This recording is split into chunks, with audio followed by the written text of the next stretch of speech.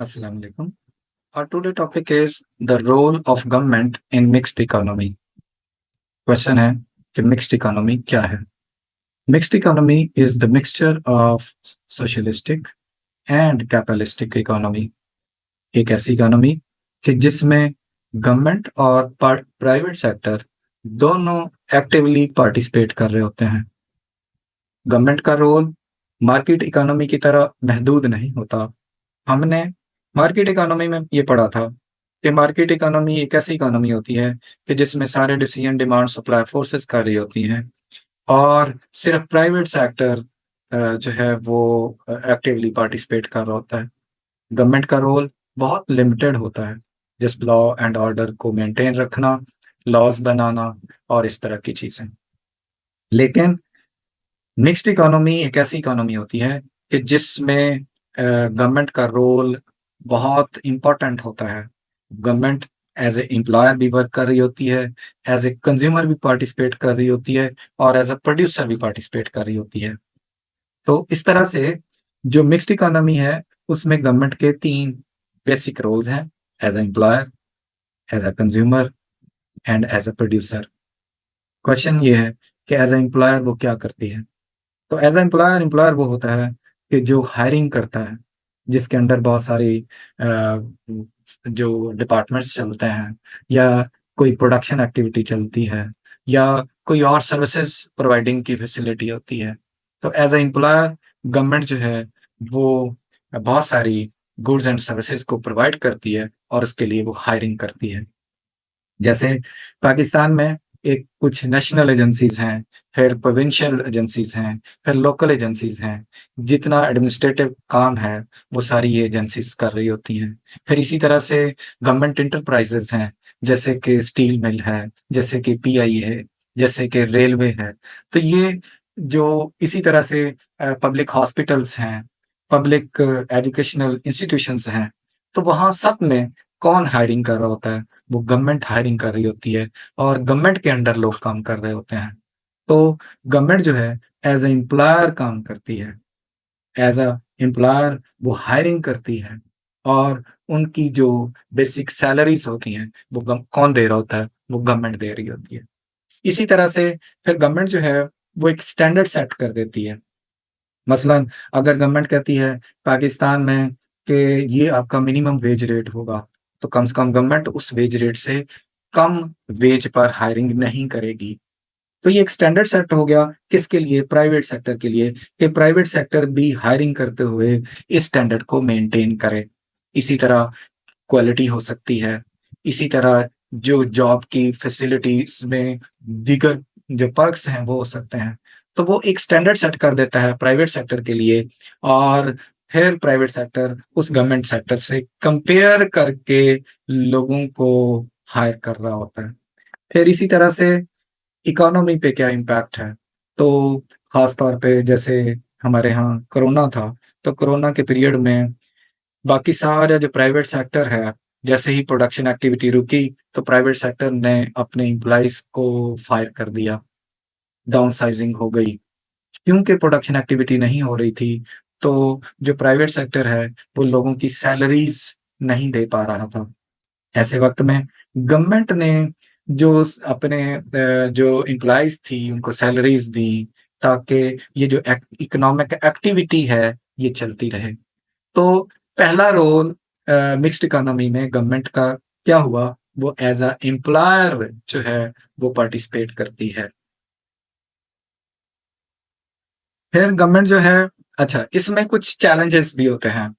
क्या चैलेंजेस हैं? जैसे हम कहते हैं कि जी करप्शन का चैलेंज है, जैसे हम कहते हैं कि डिले इन डिसीजन का चैलेंज है, जिसको रेड टेपिज्म कहते हैं, कि सरकारी इदारों में फाइलें पड़ी रहती हैं और उस पे काम नहीं हो रहा होता या डिले होता है। अगर आप किसी सरकारी इदारे में चले जाएं, जैसे वापडा के इदारे में चले गए, टेलीफोन में चले गए, कुछ इस तरह के जगहों पे चले गए, तो आपकी फाइल जो है वो एक टेबल से दूसरी टेबल तक पहुंचने में बहुत टाइम लगा देती है।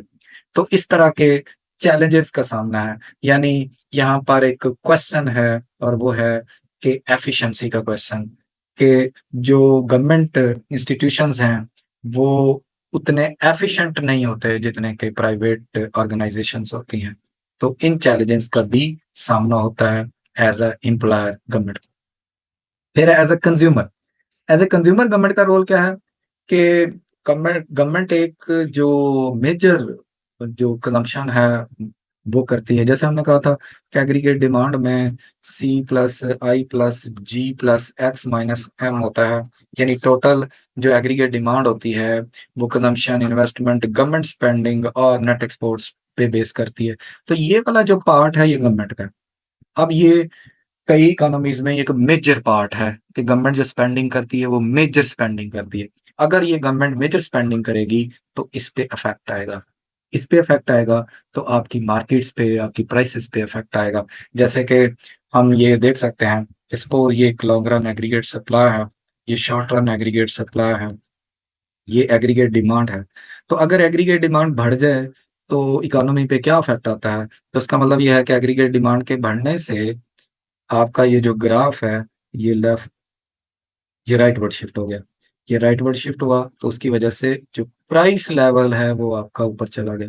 तो इसका मतलब है गवर्नमेंट की जो स्पेंडिंग है वो रोल प्ले करती है किस में, आपकी इकोनॉमी को अफेक्ट करने में। इससे प्राइस लेवल बढ़ सकता है, प्राइस लेवल कम हो सकता है, और कई डिसीजन मेकिंग में या इकोनॉमी को अगर आप कोई खास डायरेक्शन देना चाहें तो आप अपनी स्पेंडिंग में चेंज ला के इस तरह की डायरेक्शन जो है वो दे सकते होते हैं।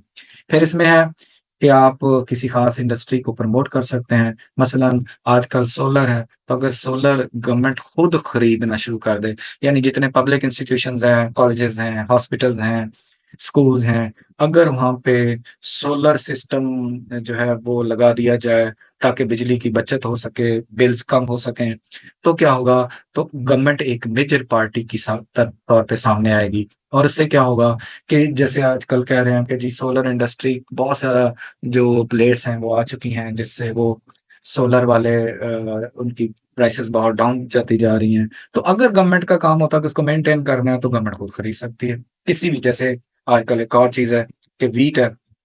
वीट अगर फार्मर्स ने कल्टीवेट की और उसके बाद पता ये चला कि वीट वीट की जो प्रोडक्शन है वो ज्यादा है, तो अगर गवर्नमेंट नहीं खरीदेगी तो उसकी प्राइसेस नीचे चली जाएंगी। अगर गवर्नमेंट उसको प्रमोट करना चाहती है, उसको फार्मर की हेल्प आउट करना चाहती है, तो गवर्नमेंट खुद खरीद सकती है। इसका मतलब यह है कि गवर्नमेंट एज अ कंज्यूमर भी रोल प्ले कर सकती है। ठीक है। उसके बाद आ गया जी इम्पैक्ट ऑन प्राइस है। जैसे मैंने पहले भी कहा कि प्राइस लेवल पे ये इम्पैक्ट हो सकता है। जब आप किसी चीज को खरीदारी शुरू कर दें तो उस चीज की प्राइस मार्केट में बढ़ेगी। और प्राइस के बढ़ने का मतलब ये होता है, ये इंसेंटिव होता है किसके लिए? प्रोड्यूसर्स के लिए। और they want to produce more. क्यों? क्योंकि उनका प्रॉफिट मार्जिन बढ़ेगा जिससे उस एरिया में इन्वेस्टमेंट बढ़ेगी। तो ये एक इम्पैक्ट आता है प्राइसेस पे भी और उस चीज की प्रोडक्शन पे भी। फिर इसी तरह से है कि गवर्नमेंट एज अ प्रोड्यूसर क्या रोल प्ले करती है, इसको भी हम देख लेते हैं कि गवर्नमेंट प्रोडक्शन एक्टिविटी में जो वो कैसे पार्टिसिपेट कर रही होती है। जो मिक्स्ड इकोनॉमी होती है उसमें गवर्नमेंट की प्रोडक्शन एक्टिविटी होती है। जैसे दो तरह की चीजें वो प्रोवाइड कर सकती है। एक हमने पढ़ा था पब्लिक गुड्स। पब्लिक गुड्स कौन सी होती हैं? Which goods which are provided by government free of cost. ये गुड्स भी हो सकती हैं, सर्विसेज भी हो सकती हैं। जैसे हमारा डिफेंस है, तो डिफेंस एक पब्लिक सर्विस है। ठीक है। पुलिस है तो पुलिस एक पब्लिक सर्विस है। ठीक है। रोड्स हैं तो ये पब्लिक गुड्स हैं। स्ट्रीट लाइट्स हैं तो ये पब्लिक गुड्स हैं। तो गवर्नमेंट जो है वो आपकी बहुत सारी ऐसी चीजें प्रोवाइड कर रही होती है जिसके बदले में वो पैसा नहीं ले रही होती। इसका मतलब यह है कि वो टैक्स तो ले रही होती है लेकिन हर एक किसी से टैक्स नहीं ले रही होती। अगर हर एक से टैक्स नहीं लेती तो इसका मतलब है कुछ लोग वो भी हैं जो टैक्स तो नहीं पे करते लेकिन गवर्नमेंट की जो पब्लिक गुड है उस या वो सर्विस है उसको एंजॉय करते हैं। उनको क्या कहते हैं? उनको कहते हैं फ्री राइडर। तो गवर्नमेंट पब्लिक गुड्स को प्रोवाइड करती है। और दूसरी चीज ये है कि गवर्नमेंट जो है वो मेरिट गुड को भी प्रोवाइड करती है। मेरिट गुड्स जो हैं वो आमतौर पर प्राइवेट सेक्टर में अवेलेबल होती हैं लेकिन गवर्नमेंट उनको कम कीमत पर जो है लोगों की वेलफेयर के लिए प्रोवाइड करती है। जैसे कि एजुकेशन है, जैसे कि हेल्थ फैसिलिटीज हैं, ये गवर्नमेंट जो है वो कम कीमत पर लोगों को प्रोवाइड कर रही होती है। तो इसका मतलब ये हुआ कि गवर्नमेंट जो है वो प्रोडक्शन एक्टिविटी में हिस्सा ले रही होती है और उसमें वो पब्लिक गुड्स भी प्रोवाइड कर रही होती है और मेरिट गुड्स भी प्रोवाइड कर रही होती है। इसके साथ-साथ कुछ गवर्नमेंट एंटरप्राइजेज़ भी होती हैं, जो कि प्राइवेट सेक्टर को कम्पीट करके मार्केट प्राइस पर भी चीज़ को बेच रही होती हैं। यानी सपोज़ अगर गवर्नमेंट ने बहुत सारी एक ऑयल कंपनीज़ हैं और गवर्नमेंट ने भी एक ऑयल कंपनी लगा रखी है, तो गवर्नमेंट उसको मार्केट रेट पे प्रोड्यूस करके बेच रही होती है। तो इस तरह की भी एक्टिविटी हो सकती है कि जिसमें गवर्नमेंट प्राइवेट सेक्टर को कम्पीट करके मार्केट में बेच रही हो। तो एक हो गया पब्लिक गुड्स, जो कि फ्री हो गई, फिर हो गया मेरिट गुड्स, जो कि गवर्नमेंट प्रोवाइड करती है लेकिन कम कीमत पर लोगों की सोसाइटी की वेलफेयर के लिए। और तीसरी हो गई कि मार्केट गुड्स, कि वो चीज़ें जो मार्केट में दस्तयाब होती हैं और गवर्नमेंट भी उसी मार्केट का हिस्सा बन के चीज़ों को प्रोड्यूस कर रही होती है। उसके बाद आ गया जी रेगुलेशन एंड ओवरसाइट। तो अगर गवर्नमेंट प्रोड्यूस ना भी करे, तो वो एक ऐसे स्टैंडर्ड्स बना देती है, जिसकी वजह से लोगों को बहुत फ़ायदा होता है। जैसे हमारे यहाँ एक फूड अथॉरिटी है। अब गवर्नमेंट जो है वो खुद तो कोई रेस्टोरेंट उस तरह से डायरेक्टली नहीं चला रही पाकिस्तान में, लेकिन इसके साथ-साथ क्या है कि एक फूड अथॉरिटी बन गई। फूड अथॉरिटी क्या देख रही है कि जो क्वालिटी ऑफ फूड को देख रही है। ठीक है? और उसके लिए उसने कोई स्टैंडर्ड बना दिया कि ये चीज़ें आप पूरी करेंगे, तो आप इस मार्केट में बेच सकते हैं। तो इस तरह की बहुत सारी रेगुलेटेड बॉडीज़ हैं जैसे पाकिस्तान में भी कौन-कौन सी रेगुलेटेड बॉडीज़ हैं, जैसे एक तो हमने अभी ज़िक्र किया रेगुलेटेड बॉडीज़। जैसे एक है फूड अथॉरिटी, हमने कहा जी कि फूड अथॉरिटी जो क्वालिटी ऑफ फूड को देखती है। फिर इसके बाद आ गया पीटीए, पाकिस्तान टेलीकम्युनिकेशन अथॉरिटी, फिर है पेपरा, फिर है नेपरा। ये मुख्तलिफ अथॉरिटीज़ हैं, जो मुख्तलिफ चीज़ों को गुड्स एंड सर्विसेज़ को जो कि प्राइवेट सेक्टर प्रोवाइड कर रहा होता है, उसके लिए कोई रूल्स एंड रेगुलेशन डेवलप कर रही होती है। तो इसका एक काम सिर्फ़ ये चीज़ें प्रोड्यूस करना नहीं होता, बल्कि उनके स्टैंडर्ड को मेंटेन करने के लिए रेगुलेशन भी होता है।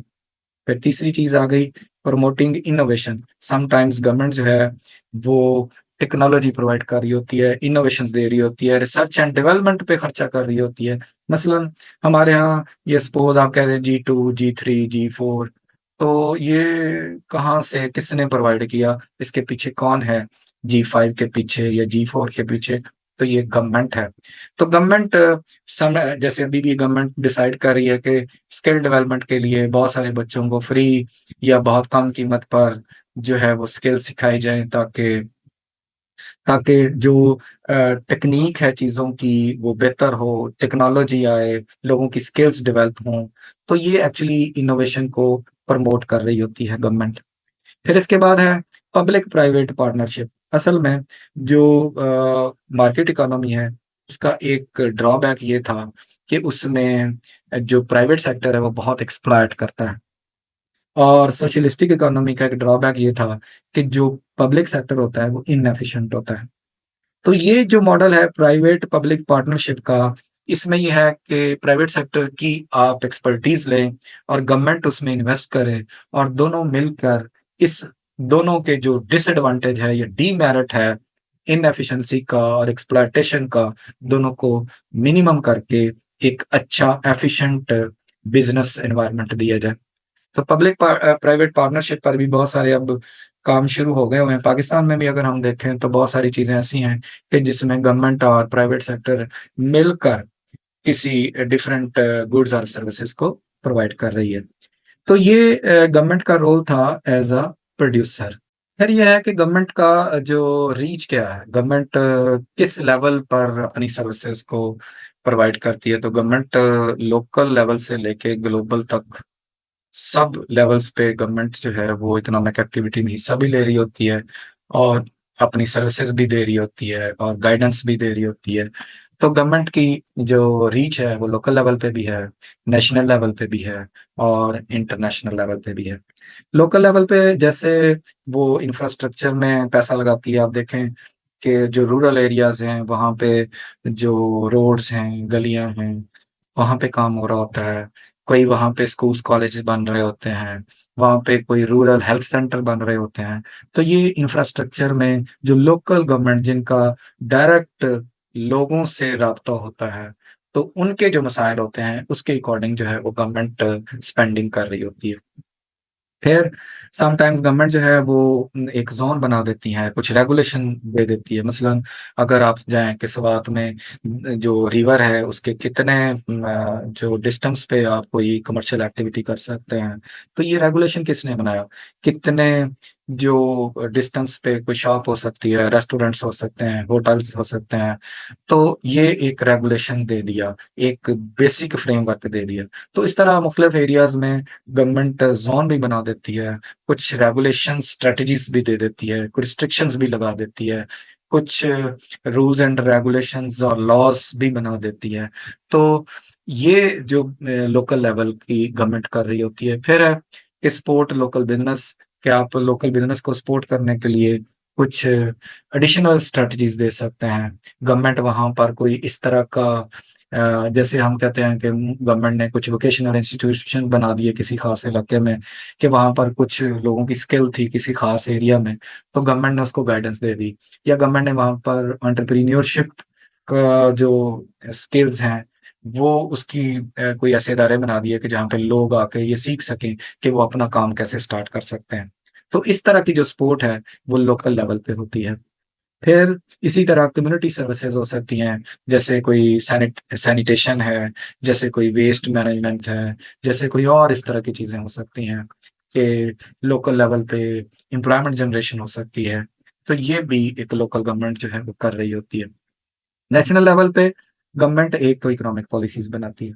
अगर हम कहें तो बेसिक 3 तरह की पॉलिसीज़ होती हैं, कि फिस्कल फिस्कल होती है जो कि गवर्नमेंट बनाती है, और गवर्नमेंट की वो पॉलिसी जिससे वो इन्फ्लेशन या रिसेशन को कंट्रोल कर रही होती है अपने एक्सपेंडिचर्स और टैक्सेस को कंट्रोल करके, तो इस पॉलिसी को कहते हैं फिस्कल पॉलिसी। यानी गवर्नमेंट की जो बजट से रिलेटेड पॉलिसी होती है वो फिस्कल पॉलिसी होती है, और ये भी स्टेबिलिटी के लिए अहम होती है। मसलन अगर आपकी इन्फ्लेशन हो तो गवर्नमेंट अपने एक्सपेंडिचर्स को कम कर देगी, अगर रिसेशन चल रही हो तो गवर्नमेंट अपने एक्सपेंडिचर्स को बढ़ा देगी। इसी तरह से अगर आपकी इन्फ्लेशन चल रही हो तो गवर्नमेंट टैक्सेस को बढ़ा देगी, और अगर रिसेशन चल रही हो तो गवर्नमेंट टैक्सेस को कम कर देगी। तो गवर्नमेंट की जो पॉलिसी होती है to to overcome the recession और टू कंट्रोल द इन्फ्लेशन, उस पॉलिसी को क्या कहते हैं? That is called the fiscal policy. फिर monetary policy actually central bank की पॉलिसी होती है। तो सेंट्रल बैंक भी इन्फ्लेशन के कंट्रोल में और या आपके रिसेशन को ओवरकम करने के लिए कुछ पॉलिसीज बनाता है, जिसमें उसका एक अहम टूल होता है रेट ऑफ इंटरेस्ट। तो रेट ऑफ इंटरेस्ट को वो कम ज़्यादा करके मनी सप्लाई को कंट्रोल कर रहा होता है।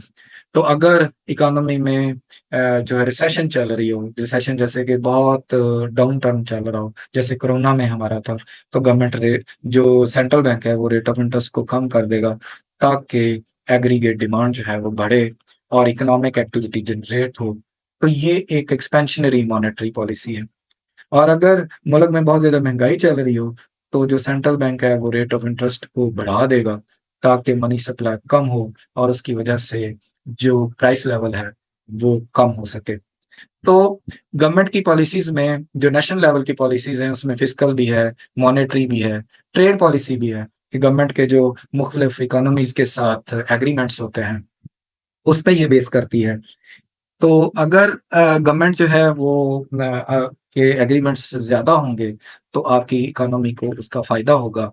और यकीनन आप जैसे हमारे यहाँ कोई ऐसी चीज़ बन जाती है, जो हमारे यूज़ से ज़्यादा होती है, तो गवर्नमेंट के कुछ ऐसे मेजर्स होने चाहिए कि उसको हम एक्सपोर्ट कर सकते हैं। इसी तरह से हमारी यहाँ पर लोकल प्रोडक्शन के लिए अगर किसी चीज़ की इम्पोर्ट की ज़रूरत है, मशीनरी की इम्पोर्ट की ज़रूरत है, तो गवर्नमेंट ऐसे मेजर्स ले सकती है। तो इकोनॉमिक पॉलिसी जो होती है वो नेशनल लेवल के लिए होती है। ठीक हो गया? फिर है इसी तरह से नेशनल लेवल के लिए इंफ्रास्ट्रक्चर डेवलपमेंट हो सकती है, मोटरवेज़ हो सकती हैं, डैम्स हो सकते हैं। ये सारी जो है, ये भी नेशनल लेवल की जो आपकी गवर्नमेंट है, वो काम कर रही होती है। इसी तरह सोशल प्रोग्राम हो सकते हैं। गवर्नमेंट ने जैसे पाकिस्तान में भी गवर्नमेंट ने बहुत सारे सोशल प्रोग्राम हैं। मसलन अगर ऐसे नौजवान के जिनको जॉब नहीं मिल रही, तो उनके लिए इंटर्नशिप प्रोग्राम हो सकता है। ऐसे लोग जो कि पॉवर्टी लाइन से नीचे हैं, उनके लिए आप एहसास प्रोग्राम हो सकता है, उसमें बेनज़ीर इनकम सपोर्ट है, ठीक है? और ऐसे लोग जिनके पास इलाज के लिए पैसे नहीं हैं, तो बेहतर इलाज के लिए उनको हेल्थ कार्ड इश्यू हो सकता है। इसी तरह से हिम्मत कार्ड है, हेल्थ कार्ड है। तो ये सोशल प्रोग्राम्स हैं, जो कि गवर्नमेंट नेशनल लेवल पे कर रही होती है। तो एक पार्टिसिपेशन गवर्नमेंट की क्या हो गई? नेशनल लेवल पे हो गई। फिर है इंटरनेशनल लेवल। इंटरनेशनल लेवल के ग्लोबल जो ट्रेड है, उसमें भी गवर्नमेंट का रोल होता है। जैसे एक डब्ल्यूटीओ है, वर्ल्ड ट्रेड ऑर्गेनाइजेशन। इसका मोटो ये है कि फ्री ट्रेड फॉर ऑल, कि आहिस्ता-आहिस्ता जो ट्रेड पे रिस्ट्रिक्शंस हैं, उसको हटाया जाए और इसका फ़ायदा सबको हो। पाकिस्तान ने भी उस पे साइन किए हुए हैं। तो जो गवर्नमेंट है, वो ग्लोबल ट्रेड में भी इम्पोर्टेंट रोल प्ले करती है। फिर गवर्नमेंट ऐसे मेजर्स लेती है कि जिससे फॉरेन डायरेक्ट इन्वेस्टमेंट को बढ़ाया जा सकता हो, बाहर के लोग यहाँ पे आके इन्वेस्ट करें और यहाँ पर जो लोकल इन्वेस्टर है, उसको एक ऐसी फैसिलिटीज़ दी जाएँ कि वो बाहर जाके इन्वेस्ट करने की बजाय आपका डोमेस्टिक लेवल पे इन्वेस्टमेंट करे। फिर इसी तरह से इंटरनेशनल डेवलपमेंट के जो अमीर मुल्क होते हैं, वो समटाइम्स जो पुअर इकोनॉमीज़ होती हैं, वहाँ पर वो डेवलपमेंट के लिए भी पैसा दे रहे होते हैं। जैसे बहुत सारी पुअर इकोनॉमीज़, तो वर्ल्ड बैंक जो होता है, इस तरह के लोन भी देता है, ताकि ऐसी इकोनॉमीज़ जहाँ पर जिनके पास पैसे नहीं होते, कि वो अपने इंफ्रास्ट्रक्चर को डेवलप कर सकें, तो फिर वर्ल्ड वाइड इस तरह की डेवलपमेंट हो रही होती है। इंटरकनेक्टेड वेब, ये जो लोकल है या नेशनल है या इंटरनेशनल है, इनका इनका आपस में कनेक्शन है। यानी अगर जो नेशनल लेवल पे पॉलिसी बनेगी, उसका लोकल लेवल पे भी फ़ायदा होगा। ठीक है? मसलन अगर गवर्नमेंट एक ऐसे मेजर्स लेती है, जिससे आपकी प्रोडक्शन एक्टिविटी ज़्यादा जनरेट हो, जिससे आपकी सपोज़ गवर्नमेंट ये फैसला करती है कि किसान जो ट्यूबवेल चला रहा है, उस पे बिजली के रेट को कम कर दिया जाए, या जो घरों की रूरल एरियाज़ की बिजली है, उसको कम कर दिया जाए, या जो छोटे-छोटे प्रोडक्शन, माइक्रो प्रोडक्शन कर रहे हैं, उसको कोई फैसिलिटीज़ दे दी जाए। तो आप देखें, एक नेशनल लेवल की पॉलिसी है, लेकिन उसका इम्पैक्ट जो है वो लोकल लेवल पे भी हो रहा है। तो ये जो इंटरकनेक्टेड वेब का मतलब ये है कि लोकल और प्रोविंशियल और नेशनल और इंटरनेशनल इकोनॉमीज़ एक दूसरे के साथ कनेक्टेड होती हैं। उसको सोल उस तरह से नहीं काम कर रही होती, बल्कि वो एक कनेक्शन के साथ काम कर रही होती हैं। अगर इस सारे काम की हम समरी देखें, तो देखें रोल एज़ अ एम्प्लॉयर क्या है कि create jobs by hiring public sectors workers. Example क्या है? जैसे टीचर्स हैं, फायर फाइटर्स हैं, डॉक्टर्स हैं। एज़ अ कंज्यूमर क्या रोल है गवर्नमेंट का? परचेज़ गुड्स एंड सर्विसेज़, जैसे ऑफ़िस सप्लाइज़ हैं, मिलिट्री इक्विपमेंट है। एज़ अ प्रोड्यूसर क्या इसका रोल है? Directly provide some goods and services, वो डायरेक्ट प्रोवाइड करती है, जैसे पब्लिक ट्रांसपोर्टेशन है, नेशनल पार्क्स हैं। फिर उसके बाद है कि इसका जो है वो लोकल लेवल पे क्या रोल है? तो लोकल लेवल पे जो है वो कम्युनिटी की स्पेसिफिक नीड्स को पूरा करता है, जैसे सैनिटेशन है, लाइब्रेरीज हैं, लोकल पार्क्स हो सकते हैं। नेशनल लेवल पे क्या है कि ये मैनेज करता है ब्रॉडर नेशनल इश्यूज को, जैसे आपका डिफेंस है, नेशनल इंफ्रास्ट्रक्चर है, नेशनल हेल्थ केयर है, और नेशनल जो इकोनॉमिक पॉलिसीज हैं उसको एड्रेस करता है। इंटरनेशनल क्या हो सकता है रोल गवर्नमेंट का? जो कोऑपरेट्स ऑन ग्लोबल इश्यूज, जैसे हमारे आजकल क्लाइमेट चेंज का एक इशू बना हुआ है, तो मुख्तलिफ मुल्कों में इसकी कॉन्फ्रेंसेज होती रहती हैं, तो उस पे हर मुल्क, हर इकोनॉमी अपना इनपुट दे रही होती है। इसी तरह जैसे डिप्लोमेसी, ट्रेड एग्रीमेंट्स हैं, यूएन की पार्टिसिपेशन हो सकती है। तो आज का ये हमने देखा है कि मिक्स्ड इकोनॉमी में गवर्नमेंट का क्या रोल होता है। तो हमने ये देखा कि मिक्स्ड इकोनॉमी में जो गवर्नमेंट का रोल है, वो मार्केट इकोनॉमी की तरह बहुत लिमिटेड नहीं होता, बल्कि government as a employer, as a producer, as a consumer काम कर रही होती है, लोकल लेवल पे भी, नेशनल लेवल पे भी और इंटरनेशनल लेवल पे भी। आज के लिए बस इतना ही। इंशाल्लाह फिर किसी लेक्चर में किसी और टॉपिक के साथ हाज़िर होंगे। जज़ाकल्लाह खैर। अल्लाह हाफ़िज़।